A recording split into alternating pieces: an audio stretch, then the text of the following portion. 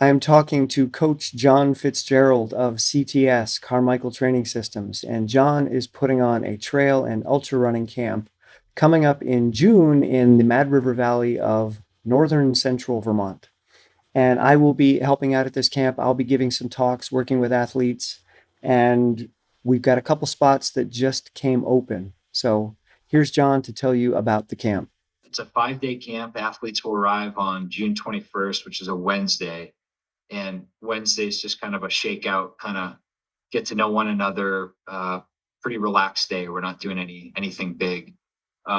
Thursday will be a slightly longer day. And so that's going to be the longer day outside of the optional Catamount Ultra on Saturday. So that has the option to get on parts of the long trail, really test your hiking ability, test your technical downhill running ability, your hiking. So it'll be a good day to just test the skill sets across the board. And that's a point to point day, which I'm excited about. Friday is another, a little bit of a lighter day, if you will. We're going to do some more runnable trails, not quite as technical. And then Saturday is the Catamount Ultra up at the Trap Lodge, which I'm not sure if you've been up there, Tim, or not. Yeah, Maybe. yeah, spent a lot of time Yeah. there. A lot. Okay. Magical. Sound of So yeah, music. yeah. Will Robbins is the race director there, and he's got a couple other events up in Vermont. And so he's excited to have us take part in his event. There's a 25K and a 50K. Again, totally optional. If you don't want to race, you don't have to, but there's that option. And that's part of the camp. We'll take care of that, and we'll hang out, do the race, and then Sunday is another kind of shakeout light day, option to hike or run depending on how your body's feeling on Sunday. So yeah, so there's touching on quite a bit of different terrain. The intensity will be generally lower aside from the race day, depending if you do the 25K or 50K, but we're not trying to run hard. It's more of a exploratory conversational type effort. So I'm super excited to share a more compassionate approach because it's just yeah. so counterintuitive. But I'm curious to see how that's affected how you're working with athletes, if so or not. Right. Yeah, no, I think, with discussions with you over the years, I think definitely have been, have observed in the ultra running space specifically that how athletes were approaching their training process, and then also the races themselves, and how it was very much so in a way that wasn't necessarily bringing kindness or compassion to the table. It was more, I must do this, and really kind of forcing their way through the training process. And what I observed through that was that athletes, when we really kind of boil it down, they weren't really enjoying the training. Um, there was potential, injuries or things that were kind of nagging at them that they would kind of push aside. So, it was really just not working out for these individuals. It was kind of a head down, just kind of march on approach. And I just wasn't enjoying seeing that happen. And so I think, your approach to working with your athletes, and taking the compassionate approach, being kind to yourself. And I asked the question, like, well, is that possible in the sport of ultra running? Yeah. I don't know, like, maybe, a sport where there's less, muscle breakdown, and, like the sport of cycling, like, you can kind of, put in some big days in the bike as long as you're hydrating and eating well.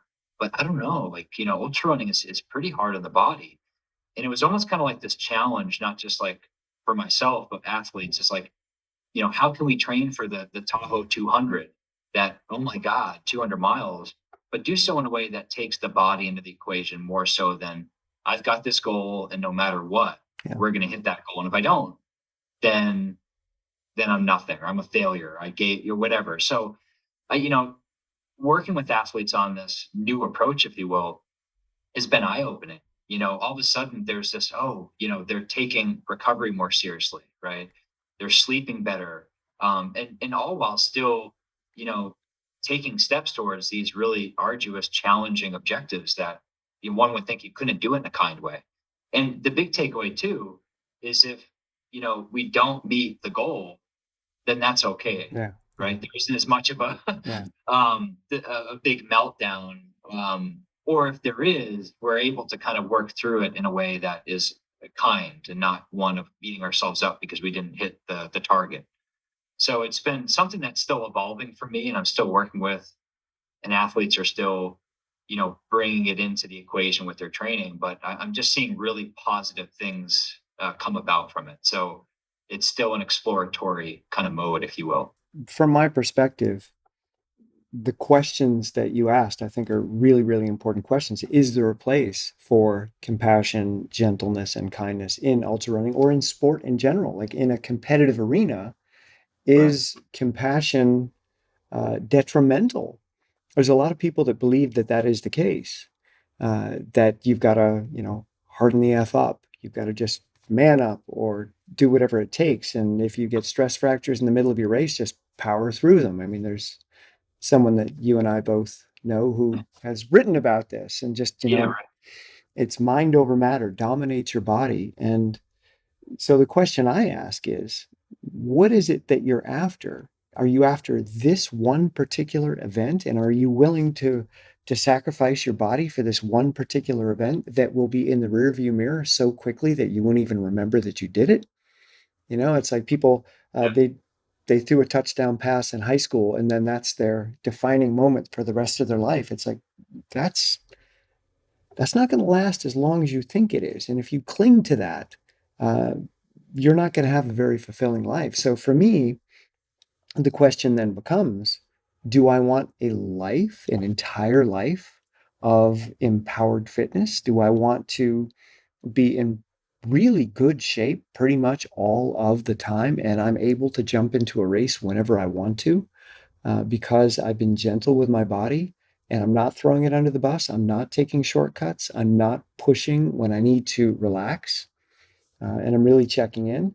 Well, then I can show up to a race whenever I want to and do really well because I've allowed my body to come along for the ride at a pace that it's comfortable with. And it will reward me with consistent gains or at least a sustainable fitness lifestyle. So that's really what it comes down to. Are you sacrificing your body for one event, for all glory, or are you looking at developing a fitness lifestyle, an ultra running lifestyle, where you're not injured for 3 months and then you finally get back up into shape and then you're injured for 3 months or 6 months and then you finally, that's a cycle for a lot of athletes. Um, so for me, it's about just having a really long, uh, a long fitness journey. And the way to do that is to be gentle. And that doesn't mean you're not going to be fit. And it doesn't mean you're not going to be off the podium. You can still be on the podium with a gentle, compassionate approach. Uh, and Right. that's I hard for think that's people what to might stop accept. people. Yeah, it's hard to accept, and I think there's just no way that's possible that you can be kind to yourself and not push through.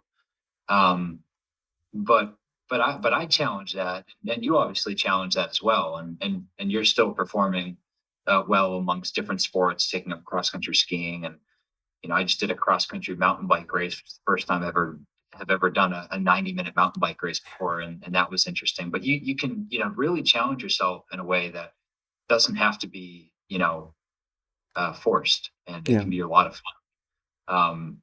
So yeah, so that's going to be a big topic that you and I, more so you, Tim, because this is kind of your area of expertise. But that's something that I'm really excited about the camp. It's just to kind of have this discussion, not just have it be a talk that you give, but also get everyone involved.